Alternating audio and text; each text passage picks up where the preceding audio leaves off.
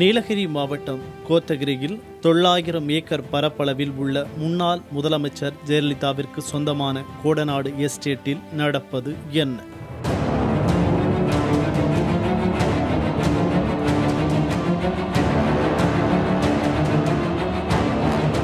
ஏற்கனவே நிகழ்ந்த மரணங்களுக்கான காரணம் முழுமையாக கண்டறியப்படாத நிலையில் மீண்டும் ஒரு மரணம் அதிர்ச்சியையும் ஐயங்களையும் எழுப்பியிருக்கிறது.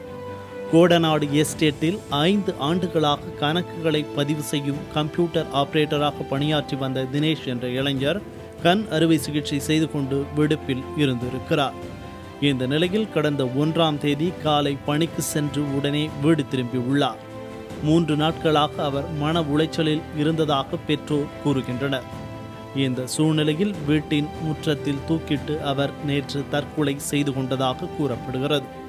உயிரிழப்புக்கான காரணம் தெரியாத நிலையில் தற்கொலை என்று காவல்துறை வழக்கு பதிவு செய்திருக்கிறது.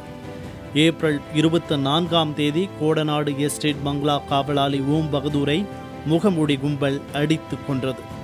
உடனிருந்த காவலாளி கிருஷ்ண பகதூர் காயத்துடன் உயிர் தப்பினார். இந்த வழக்கை காவல்துறை விசாரிக்க தொடங்கியவுடன் ஏப்ரல் 29ஆம் தேதி ஜெயலலிதாவின் கார் ஓட்டுநர் கனகராஜ் சாலை விபத்தில் மர்மமான முறையில் உயிரிழந்தார். காவலாளி கொலையில் தொடர்புடையவர் என்று சந்தேகிக்கப்பட்ட சயான் அதே நாளில் விபத்தில் சிக்கி படுகாயம் அடைந்தார். அவரது மனைவி மகள் உயிரிழந்தனர். காவலாளி கொலை வழக்கில் பலரை கைது செய்த காவல்துறை பொருட்களை கொள்ளையடிப்பதற்காகவே கொலை நடந்ததாக முதலில் கூறியது.